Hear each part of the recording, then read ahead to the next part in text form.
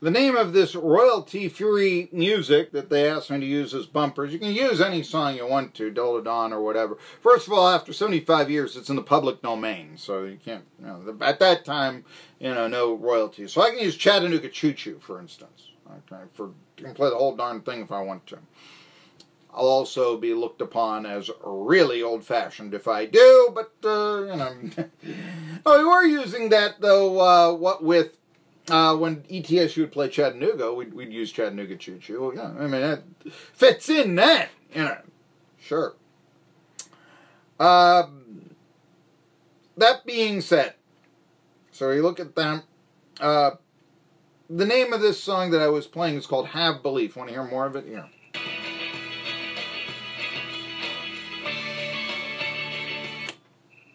So it's supposed to be playful and inspiring and all this. Well, also inspiring is the naming of a new starting quarterback. And guess what? There are coaches that don't think that it's in their best interest to wait until the opening kickoff to name them. Or, what do you think about this, Bobby Petrino? There are actually coaches out there who don't believe that you should put on unnamed and unannounced your backup quarterback behind center, your starting quarterback at running back, and on the first play of the season, have a halfback option. Can you imagine that? No. These are actual talented coaches that believe that, let's get this established here right away. It's as much for our own quarterback as anything else. We mentioned that Justin Fields, late of Georgia, yesterday. He'll be at Ohio State. That's not a surprise. It really isn't. JT Daniels is going to be the quarterback at Southern California, and there's a real belief that this could be a long year for Southern California. So JT Daniels will have remember the name. So JT Daniels, the Southern California quarterback. There is something that goes with that. Perhaps not as much as the Southern California tailback historically, but still, Clay Helton, he's the coach there of the Trojans, and JT Daniels beat out a couple of freshmen and all that. And Southern California with a real tough schedule to begin with, by the way. So, if he can go, 2-2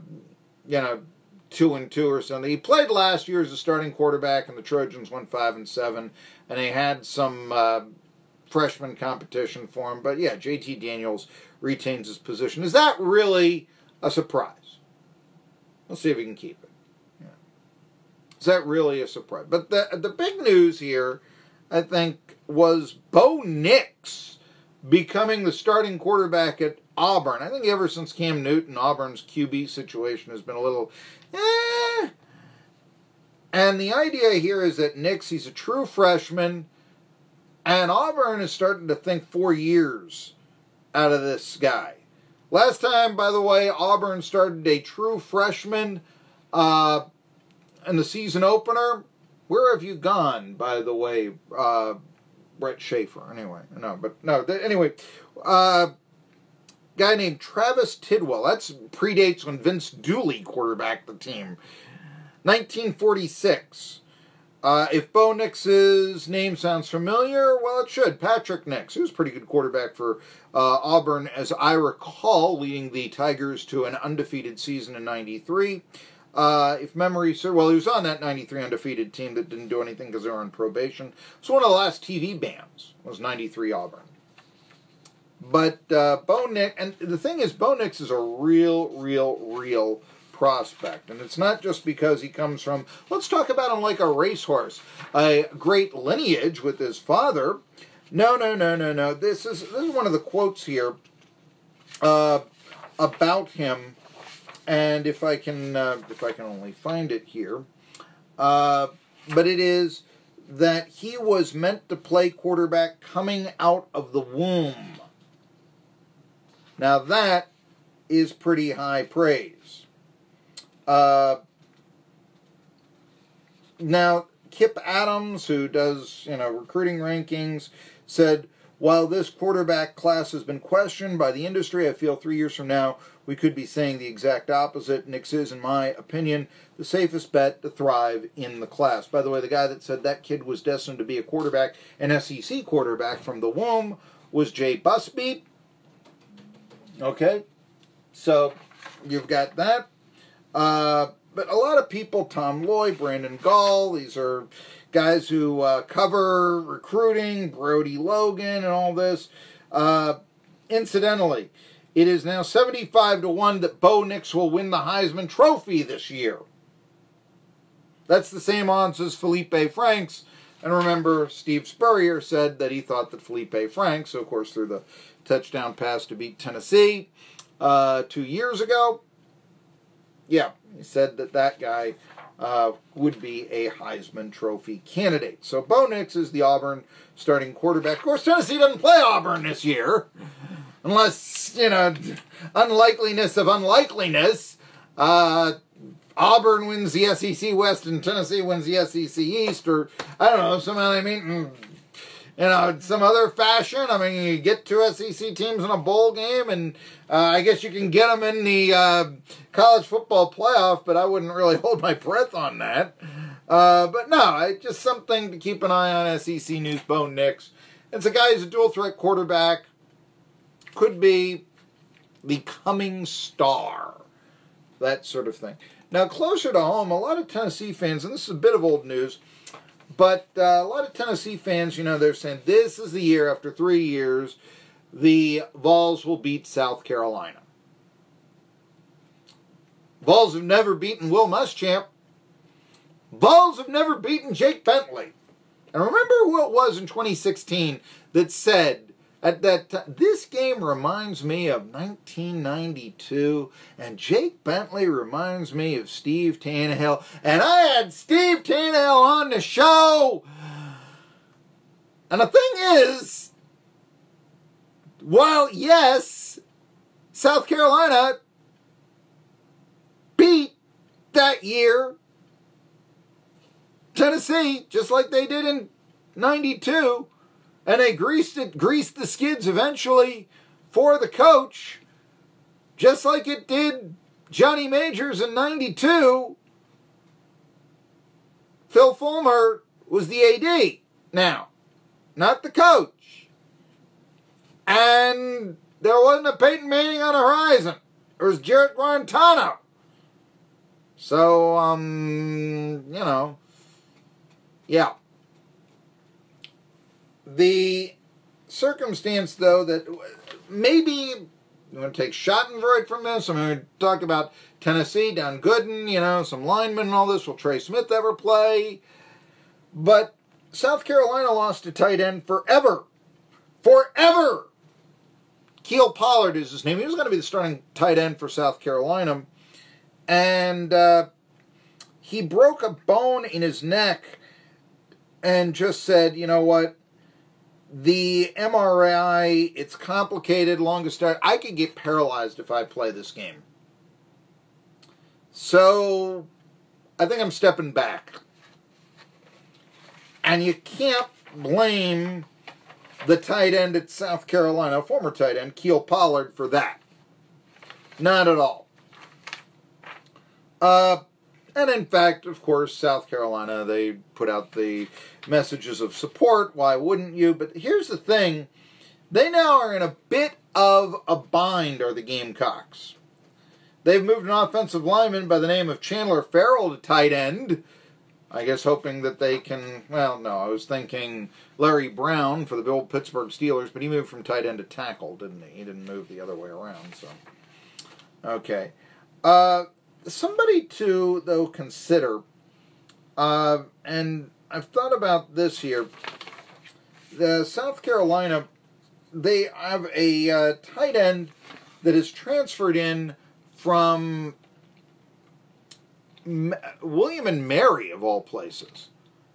And let me bring him up here because I thought he was in my notes here, and he is not, and I know this is riveting radio. But I want to tell you about this because, after all, this could influence one of Tennessee's games this year, right? So, give me a minute. Of course, they're trying to replace Hayden Hurst, who was a great guy. But the guy's name is Nick Muse. Muse? M-U-S-E. Nick Muse. And they're waiting to hear on a transfer portal. I don't know what the big deal is here. So it's sort of like, Tennessee is waiting on Aubrey Solomon. Missouri is waiting and finding out what riches they can possibly get this season. And South Carolina is saying, wait a minute, we just lost our starting tight end. Now say what you will that you got to go to the FCS to possibly find the replacement. But this guy, Muse, caught... he had more than 400 receiving yards last year. He actually was pretty talented for William & Mary. So, possibly he could slip in. Possibly it's like one of those, VMI transfers that go on and do big things, at a bigger school, that sort of thing, possibly. Let me give you the Muse's stats. Now, the interesting thing is that Muse could actually play against his brother, Tanner Muse, who plays for Clemson. Wow. Muse played 2 years with William & Mary. As I said, he had more than 400 yards receiving, 453 as a matter of fact. And if the world's slowest computer comes in... But the thing is, they haven't necessarily said this guy is... you'd think, because he's a transfer coming in. He once did have offers from, say, LSU, so that's good and all this. If he'll be eligible right away. That's the big question right now. So they're asking for portal. There's a lot of guys right there. Like I said, 453 receiving yards, 30 catches, just 7 games, though. But then again, it's an FCS tight end. 6'5", 235 pounds, all this. By the way, the other guy who's in the mix for South Carolina, he's a redshirt senior with a 6th year. Hi, Kurt Phillips. Kyle Markway. Muse, I said it could be brother against brother. Tanner Muse, playing for Clemson, was all SEC last year. So there's the chance they could be playing. But, yeah, the question is he's going to be eligible? Is Muse... But anyway, hey, again, everybody is really happy down in Knoxville that, Garland, no, he's not in the transfer portal anymore. He'll play here. And his other offer, by the way, was Tulane. Muse's other offers, he did go to William & Mary, but places like LSU. So, say what you will, he's from Charlotte, that sort of thing. And so... Down Pollard, Gamecocks are hoping that Muse will be ready, but they do have a 6th-year senior that could also go. I want to give you a couple of baseball notes. The Atlanta Braves, their bullpen, which has done pretty well in recent times, and of course they won their 3rd straight game, but Jacob Webb is done for the year. He's been put on the 60-day, used to be called disabled list for boys and girls. 26 years old he is, and he did have, though, one of the better years out of the pen for Brian Snitker. 4-0, 2 saves, a 1.39 ERA, and 36 appearances, but he hasn't pitched since July 13th. And then again, the Braves haven't really lost that much ground since then now, have they? He was pitching in Gwinnett on a rehab assignment this month, but his ERA was almost 7. So again, what did they lose? This sort of thing. You would have liked to have had him back when the roster's expanded, obviously. You would have liked him to have retained his form from earlier in the year in the majors, but the Braves won't have Jacob Webb. It's one of the reasons they made all those deals. No, you're going to go look to the independent leagues? I'd love that. They did that. They looked at the independent leagues because I used to call independent league baseball, and I know how much those guys, that's the sentimental part of me. I'm Marky Billson. I'm going to talk to the guys on SG1 Sports. They've simulated the NCAA football season for 2019. How are the teams going to do? Who's going to win the title? Ball's really going to go 5-7. What about the Hokies? What about the North Carolina teams? We'll talk about that after this. 1920 W.